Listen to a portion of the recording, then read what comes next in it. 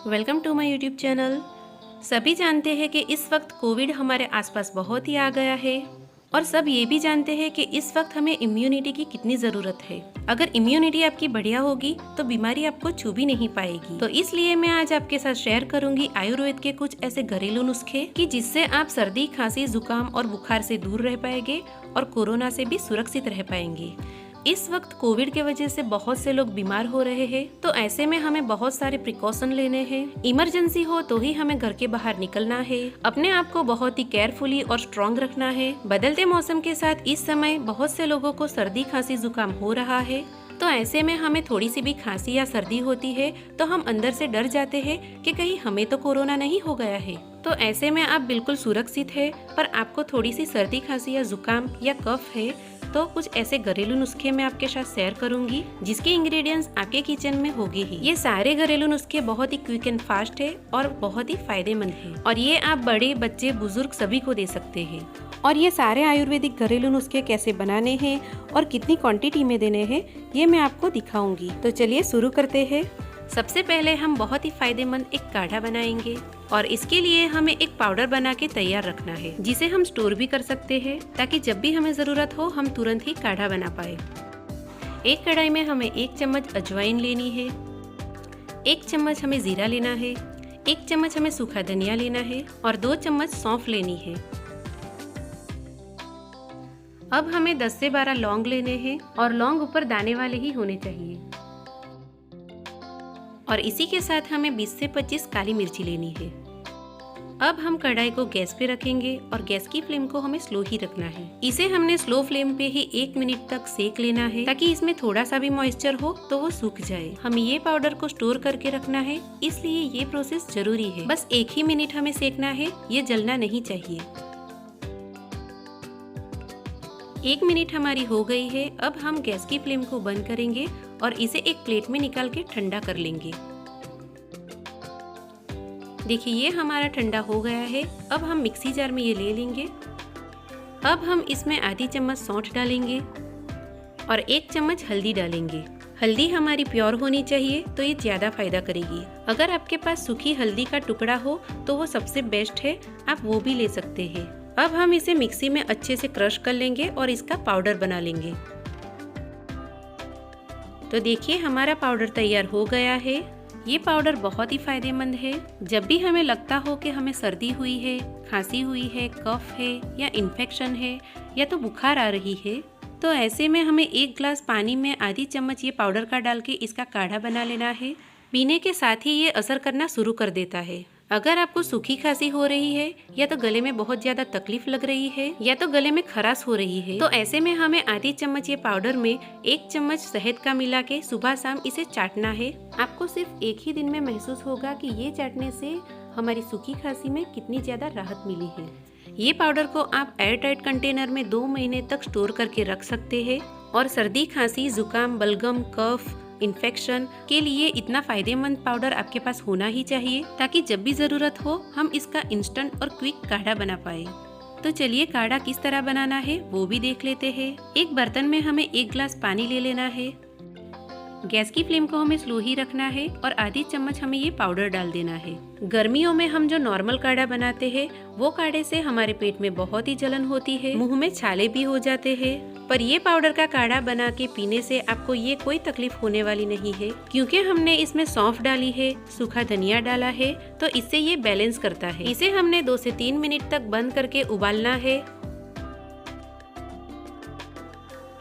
देखिए ये अच्छे से उबल गया है। अब हम गैस की फ्लेम को बंद करेंगे और इसे एक ग्लास में छान लेंगे।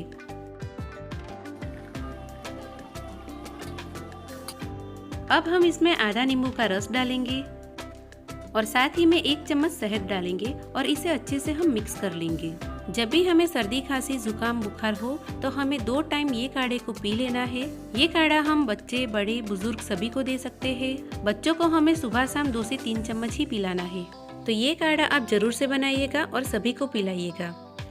अब हम सर्दी और खांसी का एक दूसरा घरेलू नुस्खा देखेंगे। इजी और इंस्टेंट नुस्खा है ये और आप इसे बच्चे, बड़े, बुजुर्ग सभी को दे सकते हैं और इसके कोई साइड इफेक्ट भी नहीं है। तो इसके लिए हमें कढ़ाई में 20 से 25 काली मिर्ची ले लेनी है और 10 से 12 हमें लौंग ले लेने हैं। यानी कि हमने जितनी काली मिर्च ली है उसकी आधी क्वांटिटी में हमें लौंग लेने हैं और लौंग हमारे ऊपर से दाने वाले ही होने चाहिए। इसे हमने 1 मिनट तक स्लो फ्लेम पे सेक लेना है। ये घरेलू नुस्खे से हमारा इम्यूनिटी पावर बहुत ही बढ़ जाता है। तो देखिए 1 मिनट तक मैंने इसको सेक लिया है। अब हम इसे खलबत्ते में ले लेंगे और इसे हम अच्छे से कूट लेंगे। तो ये हमने अच्छे से कूट लिया है और इसका अच्छे से पाउडर बना दिया है। इसे हम एक बाउल में निकाल लेंगे। अब हमें एक अदरक का टुकड़ा लेना है और उसका छिलका निकाल लेना है और अदरक को हम ग्रेट कर लेंगे। अदरक हमने ग्रेट कर ली है। अब हम इसका रस निकाल लेंगे। अच्छे से दबाते हुए हमें इसका सारा रस निकाल लेना है। हमारा अदरक का रस निकल गया है। अब हमें एक बड़ी चम्मच शहद की लेनी है। अगर देसी शहद मिलता हो तो वो ले ले, उससे और ज़्यादा फायदा होता है।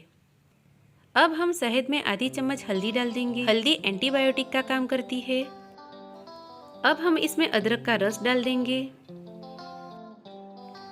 और आधी चम्मच हमने जो लौंग और काली मिर्ची को कूट के तैयार किया था वो डाल देंगे और अच्छे से हम इसे मिक्स कर लेंगे। इसमें हमने जितने भी इंग्रेडिएंट्स लिए हैं वो हमारे गले के लिए और खांसी के लिए बहुत ही फायदेमंद है।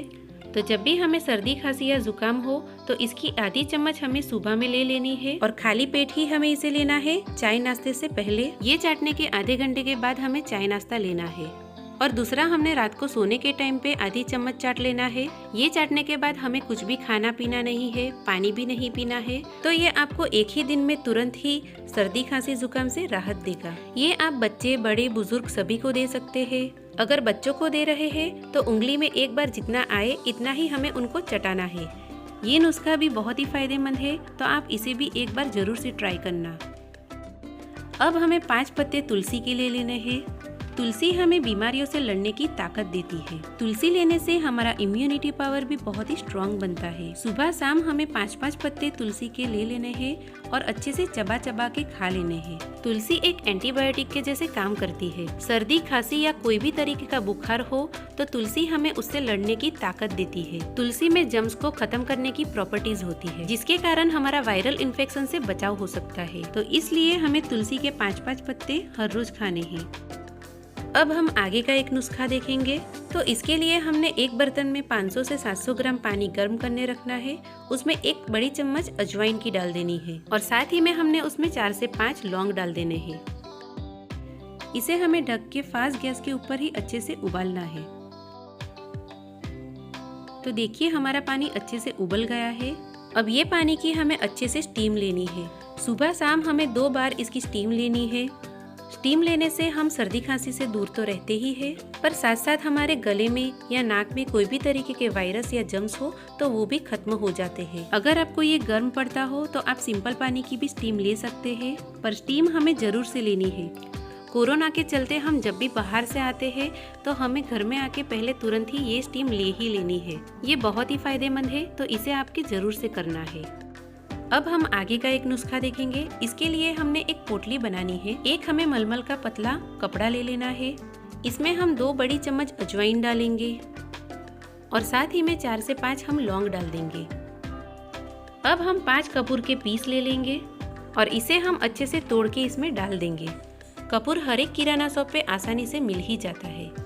अब हमें इसे अच्छे से मिक्स कर लेना है और इसकी हमें पोटली बना लेनी है और ये पोटली को हमें 2-2 घंटे को स्मेल करते रहना है।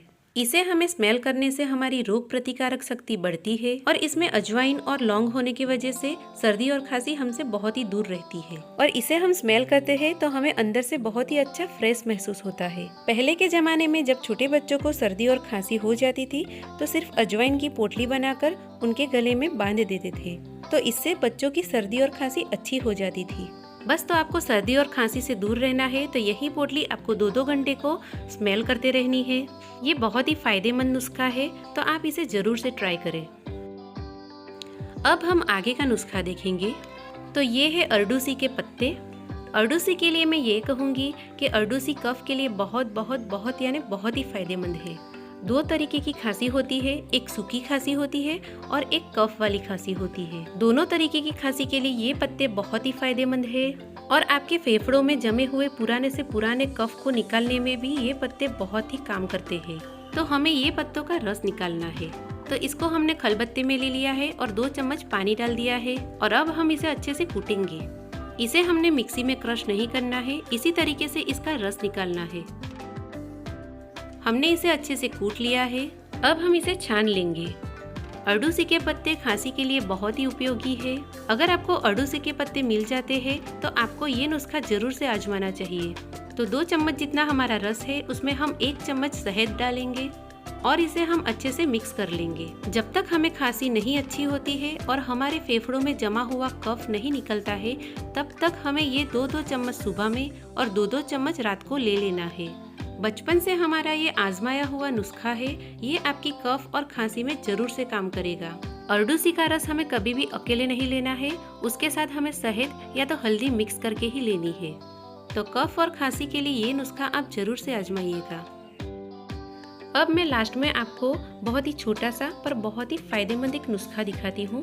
जब भी हमें सूखी या तो कफ वाली खांसी होती है तब हमें 1 चम्मच शहद ले लेना है और शहद में हमने आधी चम्मच हल्दी डाल देनी है। हल्दी हमारी प्योर ही होनी चाहिए, तो ये कफ और खांसी में ज़्यादा काम करेगी। अच्छे से हमें इसे मिक्स कर लेना है और इसे हमने दिन में 3 टाइम चाटना है और रात को सोने के टाइम हमें चाटने के बाद कुछ भी खाना पीना नहीं है। तो ये नुस्खे से आपकी कैसी भी खांसी हो वो अच्छी हो जाती है। तो ये सारे नुस्खे हमारे खुद पे आजमाए गए हुए नुस्खे हैं और ये बहुत ही फायदेमंद है सर्दी, खांसी, जुकाम, बुखार, वायरल इन्फेक्शन में। सो कोविड के चलते मेरे दिखाए गए हुए नुस्खों में से 2 या 3 नुस्खे जरूर से आजमाइए, इससे आपको बहुत ही राहत मिलेगी। तो आज की मेरी वीडियो यूजफुल लगी हो तो मेरी वीडियो को जरूर से लाइक और शेयर कर दीजिएगा और मेरी चैनल को जरूर से सब्सक्राइब भी कर दीजिएगा। तो मिलते हैं एक नए वीडियो के साथ, तब तक के लिए हैप्पी कुकिंग।